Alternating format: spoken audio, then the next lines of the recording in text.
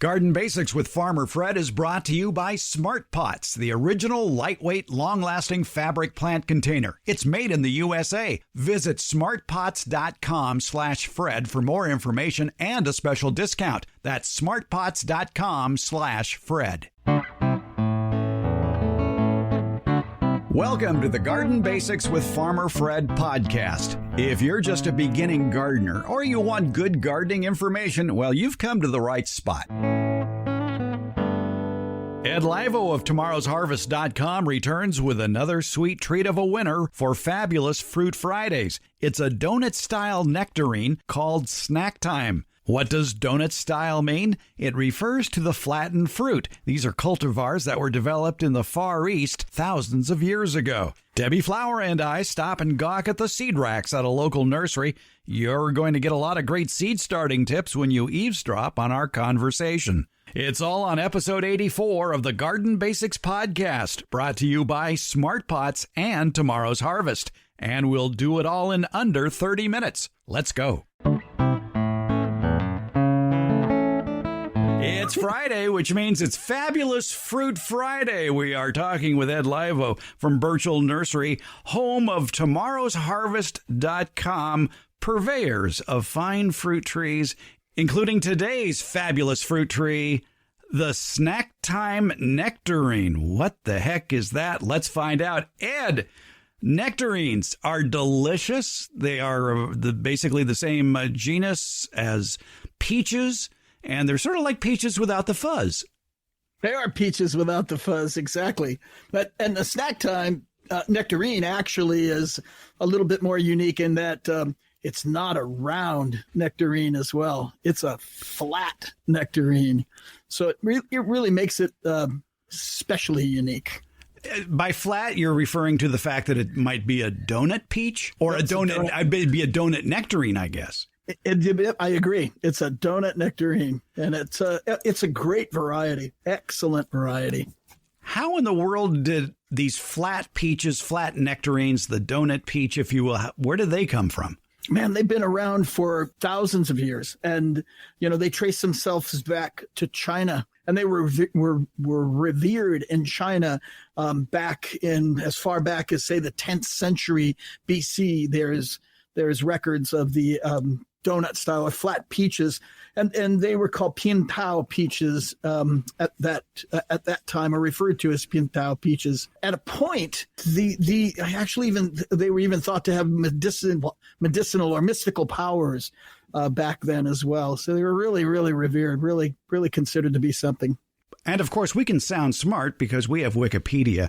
And I noticed that they refer to the donut peach by many names, including the saucer peach, the Saturn peach, the Chinese flat peach, the UFO peach, and my favorite, the squashed peach, because it looks like a squashed, in this case, nectarine. Yeah, it does. It does. Well, and surprisingly, the Saturn peach, it is one of the first of the introductions of the donut-style peaches into the United States, and that was in the mid-1800s. I think somewhere around 1869, 68, it was introduced, and it was either called the China peach at that time, or it was called the Saturn peach. And then I think it probably gained some popularity at that time because of its uniqueness. But there, came this riff in anything Chinese towards the end of the 1800s. And I think the donut peach actually became a victim of that period as well. And it is prized, not for the fact that it'll give you eternal life, but in modern day America, it's prized for its very sweet flavor. Oh, tremendous flavor. And, in the short time that I've worked for Burchell Nursery, which is roughly a year, I'm just about 7 days over my year anniversary working for Burchell. And but in the past, of course, I was a part of of the Dave Wilson Nursery, and there were a number of different varieties of the donut peach that we had dealt with there. All of them excellent.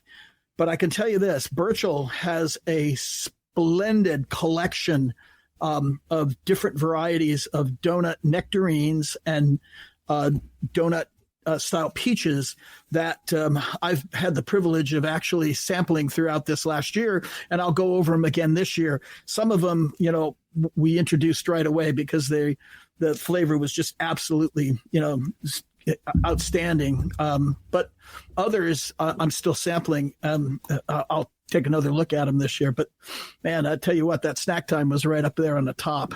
It is praised for its mild, sweet flavor and a taste that has been described as almond-like. That's interesting. Yeah, it's got it's not a subacid. It has a bit of acid in it, but it has a kind of a rich, smooth texture. A little bit of a snap to the skin, which is nice. But it's small. It's not large, and that's really the idea of snack time, where this is something that you throw into your lunch pail, or put it into your kid's lunch for school. It's not bite sized, just a little bit bigger than that. And one or two of them, it's just not going to fill you up. It's not going to be a big deal. But those are going to be some special bites coming out of that piece of fruit for your snack time. All right, let's dig into some of the nuts and bolts about the snack time donut style nectarine. What color is the skin? What color is the flesh? Red skin, and it's very, very pretty red, kind of almost a red orange, and then the yellow flesh, deep, rich yellow flesh, and melting texture. And speaking of the nuts, is it a cling or a freestone? I guess it would be considered a freestone. Donut styles, even sometimes donut style peaches will be somewhat clingy, and if I'm not mistaken, I think the Galaxy is. But it's so easy to cut around the pit of a donut style peach. Who cares? And I would think that, like most peach or nectarine trees, it would prefer full sun. Oh, absolutely. Yeah, full sun. Now, I realize tree size isn't important in the Ed Livo lexicon, because I'm sure no matter what size tree that would eventually become, you would say, well, you can keep it at whatever height you want. Oh, yeah. Any fruit tree should be kept under 10 feet tall in the home garden. It's just ridiculous to allow trees to get any taller than that. And even with the excuse of deer and things like that, it's probably better to create barriers around smaller, shorter trees and set up fencing or something like that than it is to grow trees, so tall that it's just inconvenient to pick all the fruit, and or do things like thinning, spraying, the things that you need to do to maintain the tree. Even though, you can keep the tree at any height you want, but the snack time donut style nectarine has an eventual height, if you let it grow, 15 feet with a 12-foot spread, which is fairly small. Yeah, that's fairly small. That's only about the size of a 2-story building. So, I can see where that would be reasonable. Okay. I get your point, Ed. Prune the tree back no taller than you can reach. Yeah. Yes. Keep it low. That's the whole idea. Make it easy. Enjoy your fruit tree. Don't let your fruit tree, become some monster in your backyard. If your rules have not changed, I believe the time to prune that nectarine tree would be like you would any other, just about any other deciduous fruit tree, would be when you're thinning the fruit in spring and then after the harvest in the summer. Correct. Yeah, that's it. Yeah, it's pretty easy. You start them small, you keep them small. It's no big deal. Right. And never have to worry about pruning out, this year's fruiting wood, because every cut you make during the summertime actually only generates next year's fruiting wood. So for the novice gardener, it's absolutely the only way to go about pruning in my book. But for the more advanced gardener, they know that you can keep a tree low, and if they're not doing that, then they might have a particular love for ladders, or heights, or possibly fruit picking tools are their thing. I'm not sure. Does the snack time donut style nectarine need a pollinizer nearby? No, it's self-fruitful. When the blossoms come out in late winter, early spring on this nectarine, Ed, what color are the blooms? Nice dark pink. They are really a very attractive flower. And how many years is it going to take you to get some fruit off this? 2 years. Wow, that's pretty good. Yeah, I mean most peaches and nectarines are that way. Some of the older, the older heirloom varieties can take a little bit longer, but most peaches and nectarines will, barring any kind of climactic conditions that actually interfere with fruit development or flowering or things like that. Most peaches and nectarines can set fruit the second year, especially if you're pruning them and keeping them low. Keep in mind that there is just a whole bunch of other different varieties of donut peaches. And if you wanted to do a whole donut shop's worth of peaches and nectarines in your backyard, you could do that. You could do the Snack Time, of course, is an early variety, ripening sometime in the late part of June. And then you could go with maybe a sugar pie nectarine, which is a yellow that ripens in its late mid-season. And then maybe an October Snow, which is an amazing colored nectarine with white flesh that ripens in the late season, sometime around late September, early October. And if you wanted to mix and match, you could plug in a Galaxy Peach, which is a classic. That's a white peach, and that's early. You could get one of the pink halos or the scarlet halos, which are mid-season and late, respectively. And cool thing about them, or the white flesh, pink radiates into the white flesh, and in the scarlet halo, red radiates into the white flesh. It's amazing, and the flavor is to die for. Doing successive ripening and having all these different varieties of flat peaches would be a real novelty in anybody's yard, and you sure wouldn't be disappointed with the diverse flavor of these different varieties of donut-style peaches. Now, you mentioned that it ripens in late June. I imagine that's for USDA Zone 9. How about down in USDA Zone 6? It's going to be probably a month later. Okay, so late July, basically. Yes, correct. Donut-style peaches and nectarines set a lot of fruit. They are not bashful in terms of setting fruit. Yeah, I have a donut-style peach in my yard. It's only been there 3 years now, 3.5 years, and it is loaded with fruit for the last 2 springs. Yeah.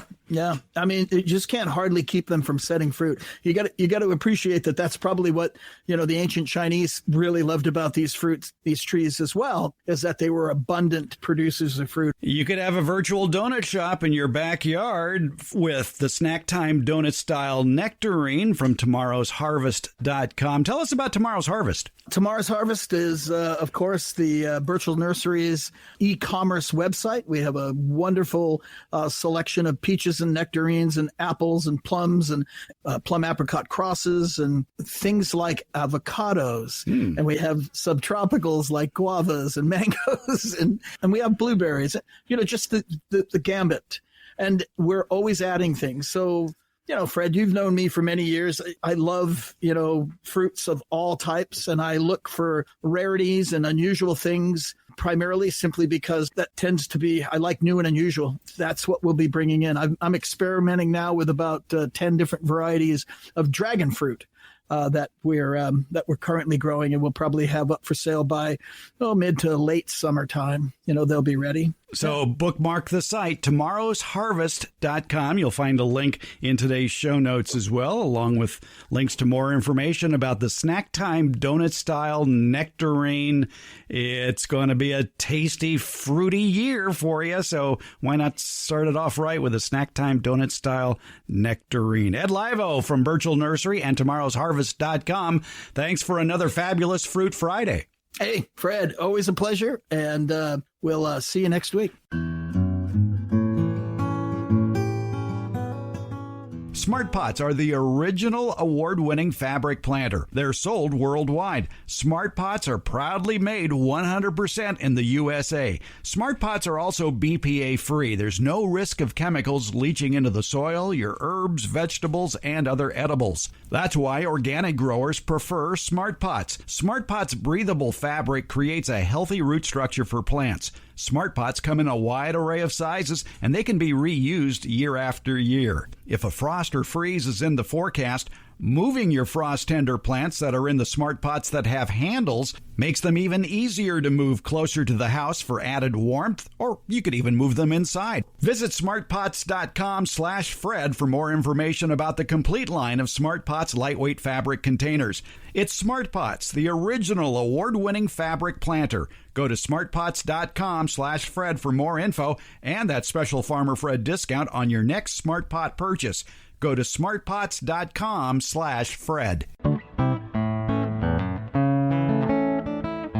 Our favorite retired horticultural college professor and I took a little trip to a local nursery to look at the seed rack. And of course, as you might imagine, the conversation tends to go down a lot of scenic bypasses. Anyway, this is what we were talking about. It started off talking about cucumber seeds and then expanded to a whole host of great seed starting tips.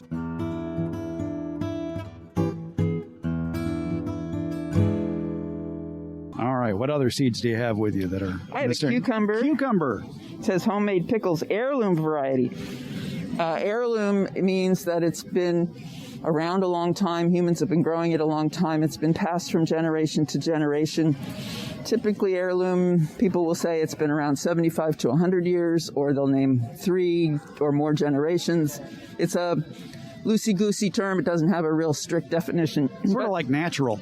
Yes. Oh, and this one says USDA or organic. Yeah.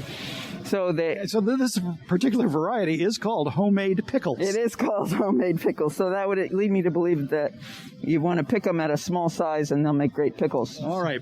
Pros and cons of heirloom seeds.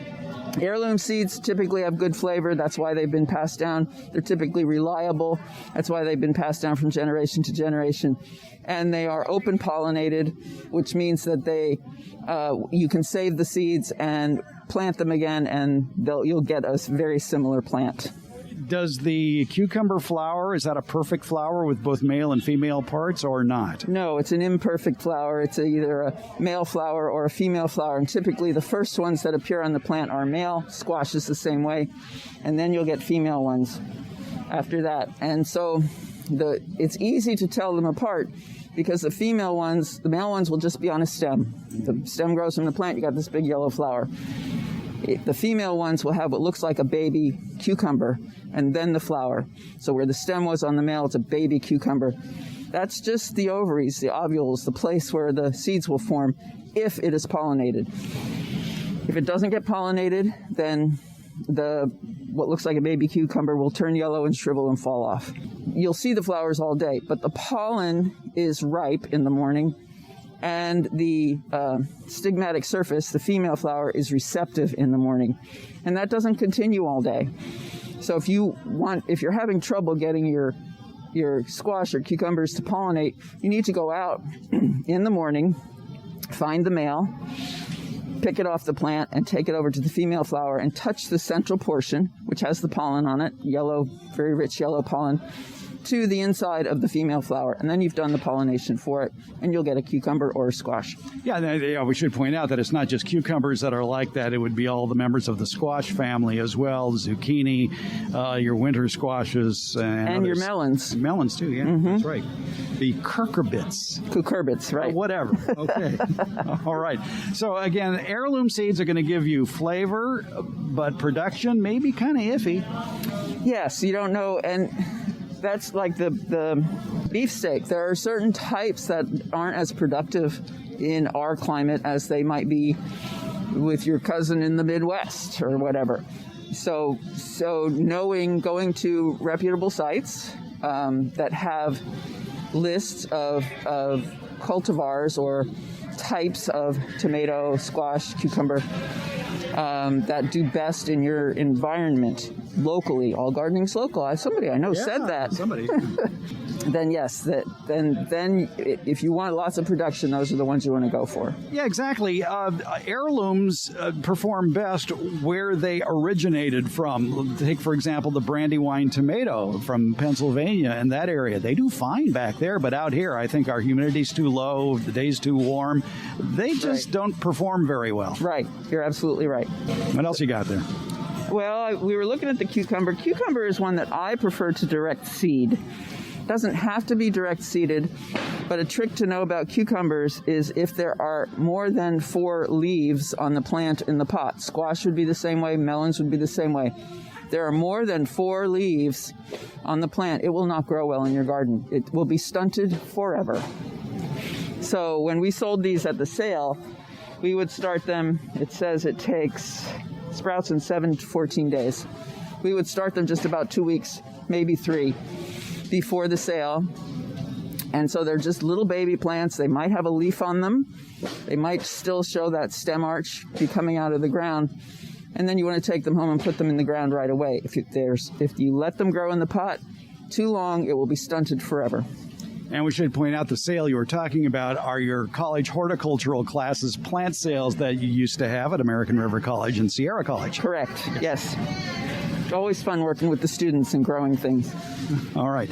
And cucumbers, is that considered a dioecious plant? Yes, dioecious means two houses. Well, no, it's monoecious. I'm sorry. Monoecious is one house, but the girls live in one place and the boys live in another place. So it has male flowers and female flowers on the same plant. Dioecious is two houses. You have one plant that has male flowers and one plant that has female flowers. And the pollinator, like a bee, has to bring the pollen from one to the other. Or wind can be a pollinator as well. Or you taking the male flower and rubbing it against the female flower at 9 a.m. Right. A morning chore. Right. All right, what else you got there? Some marigolds. All right. Flowers too. Annual flowers can be started from seed. You can start those ahead of time too. Marigolds love the heat, so you don't want to put those out in the garden until late April, early May, late May. So if you want to start them from seed, how long does it take for those to come up? Usually 5 to 7 days. All right, that's pretty quick. Yes, and they flower in summer. You might say, well, marigolds are so common, I can buy them anywhere I want to go. Yes, but you won't get the same variety, the same amount of choice as you will at the seed rack. There are marigolds that range in height from 6 inches or so all the way up to 3 feet, like the African marigolds. So, yeah, there's a lot more variety on the seed rack when it comes to marigolds. Yes, and many things, tomatoes and zinnias and different types of corn, all kinds of things that you will find more choice on the seed rack than you will at your local plant vendor. In fact, looking at the seed rack here, I'm looking at some heirloom zinnias that are called California Giants. So I'm assuming by the name that they originated here in California, hence they would probably do well here. Yes, good point. I wouldn't want to buy Arctic Glow zinnias or something because they probably love it cold and would not do well here. The common name can give you some information like that. Yeah, gardening is local. All right. We ran through the... one thing that comes up often with the squash, the cucurbits. So we said there was the cucumber, squash, winter squash, summer squash, melons. If they share pollen, will the fruit taste differently? So if a winter squash gets a summer squash pollen, will the winter squash be different? Will it become a summer squash, or will it become a winter squash with taste different, something like that? The answer is no. The pollen stimulates the production of the seeds in the plant and provides some of the genetics, but it doesn't change the fruit that forms. And that's for year one. That's for year one, right. If you save seed from that, then you're getting the different genetics. But for the year that you planted them, no, you will not get a different fruit. If you liken that to humans, when a human gets pregnant, the woman's body, it gets bigger, but it doesn't change, doesn't become a man's body. So the fruit that's going to form already exists. As we said, that's how you define the female flower. And it just expands. It doesn't change. All right. If you save seed from that, you will get something different next year. Exactly. That is the one of the issues with the cucurbits, or whatever you call them. Mm-hmm. Now, when you go shopping for seeds this time of year, you're going to find all sorts of squash. You'll find zucchini squash, for example, that will mature in the summertime. But you're going to find winter squashes, too, including pumpkins, which is considered a winter squash. Yes, they definitely are a winter squash. And so the question asked very frequently is, what's a winter squash? Should I plant it in the winter? The answer is no. The plant grows in the summer, as does the summer squash plant grow in the summer. But the fruit that forms on a winter squash has a very hard outer coating, like a pumpkin does, and can be stored into the winter. And so they provide a food supply in the winter. But the plant grows in the summer. one tip about planting winter squash seeds, you can sow those directly. In fact, I'd probably recommend it just because transplants of squashes sometimes can be a little persnickety. But when planting squash seeds, it used to be, maybe, tell me if this has changed or not. They used to say, put a mound of soil in your yard, maybe raise it 8 inches and have it on the top flat for about 12 inches, plant 6 seeds in a circle, and then keep the 2 strongest seedlings that come up and take out the rest. Ha, ha, ha. Nobody ever does that. They leave all of them, and the next thing you know, you've got a yard full of pumpkins. Right. So, I don't fully understand why they recommend that. I have to say the raising it up onto a slightly raised place would be for drainage. Right. And usually it says, especially among the giant pumpkin growers, whenever they offer clues how to grow them, they always say to work in lots of steer manure into that little raised plateau. Right. So you've got some nutrition for that initial root growth. We did grow giant pumpkin at American River College one summer. And there's all kinds of techniques, but if you want a giant pumpkin, you have to start with seed that will produce a giant pumpkin. Right. It is not something that you can coax out of something that genetically will only be a small pumpkin. So I just plant them direct seed. In fact, this packet says when to start inside, not recommended. Yeah, okay. Yeah, there you go. Right. Debbie Flower, thank you for all this good information. My pleasure, Fred. Always fun talking about seeds.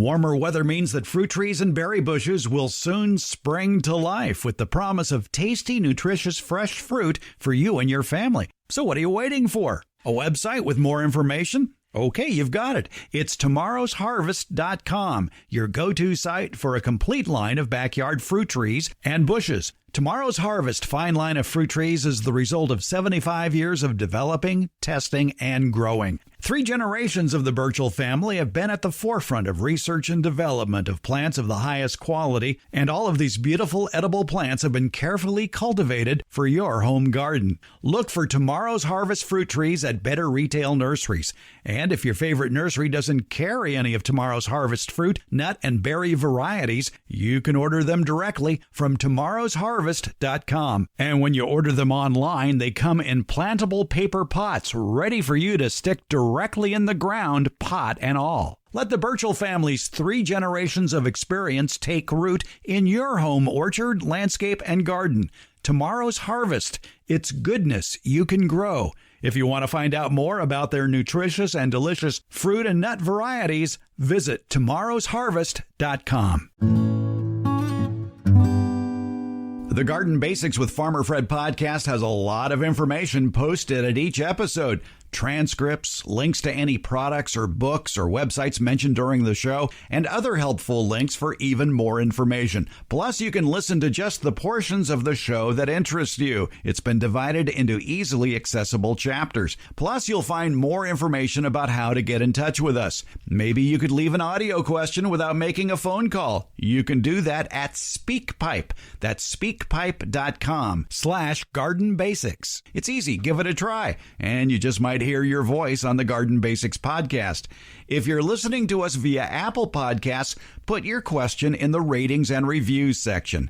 You can always text us the question and pictures, or use your voice to leave a question at 916-292-8964. That's 916-292-8964. You can always use the good old email, fred@farmerfred.com. That's fred@farmerfred.com. And when you leave a question, be sure to tell us where you're from. That will help us greatly to accurately answer your garden questions because, as you know, all gardening is local. In the show notes, you'll find links to our social media outlets as well where you can leave questions or make comments. Facebook, Instagram, Twitter, and YouTube. And there's a link to the farmerfred.com website.